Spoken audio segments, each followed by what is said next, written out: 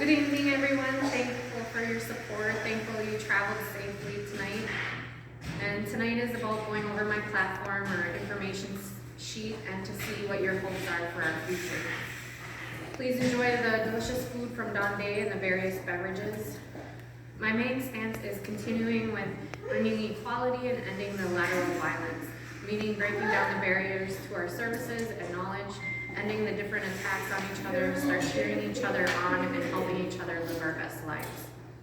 I graduated from Neosho Upper School in 2003. After graduating high school, community members and elders asked me to go to college. We need you in the future, so I went and got educated at college.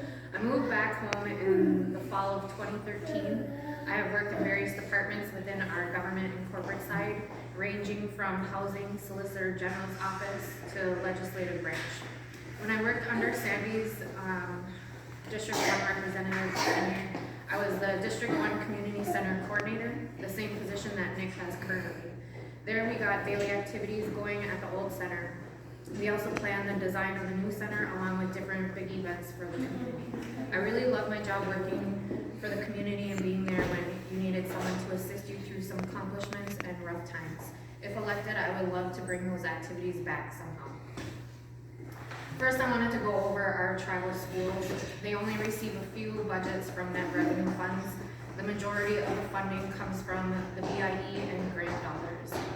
We have law and policies that state we need to elect school board members. As our election this time, we had to elect school board members. However, the ordinance gives the powers to the acting commissioner of education. We need our school board to oversee our schools. They are supposed to be our voices at the school level. We need our elders working within the schools again, guiding and teaching our students, reminding and ensuring staff not to step over our children's items, etc. We behave better as children when there are elders present. We also need to get more membership working within the schools. When students can connect themselves to the work that they're learning, they achieve great things. We need more hands-on learning lessons. Everything we do as Anishinaabe is math and science. Let's incorporate our way of life with the core curriculum. We need to get our immersion program going again and open it up for adults as well. We need the educators to teach from their heart, not for personal gain. I want to see us actually doing what we say we are doing. Meaning in our statutes, we write we put our language and our culture first.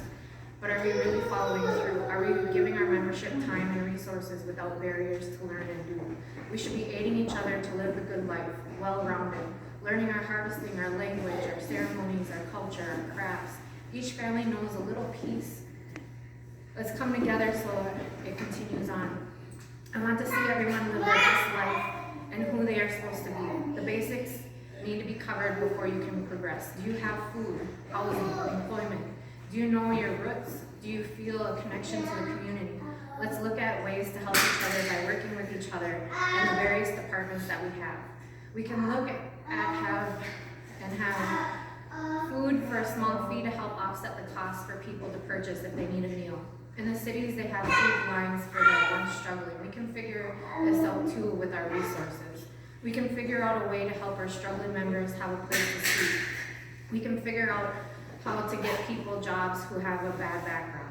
We can figure out how to get transportation going. We just need people with CDL licensure and people willing to drive.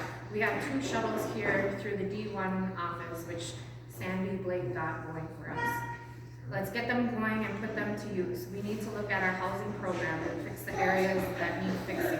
We also need education for membership on how to take care and fix a home. We don't know what we know until we are taught it. Help each other with our hearts so we can thrive as a whole community. I want us to have a revenue action plan for our non-gaming ventures. Right now I am unaware of any plan for non-gaming. We have lots of businesses, but what are we doing with the funds coming in? Corporate needs to be more transparent.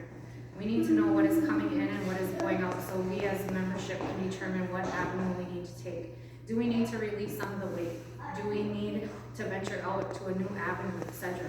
We are going to be having a dispensary or a pharmacy dispensary.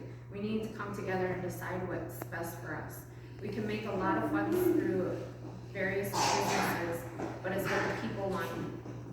What are we going to do with our drink tax funds? Why are we not putting in the time and the funds for our women like we do our men? The community center usage can be brought to the community to see which activities and which building they should take place. However, I want the membership to understand our new center is quite expensive to operate, whether we are using it or not, and how do we offset that cost? Do we rent it out to outside entities, to outside schools? Do we open it up for people to have a membership?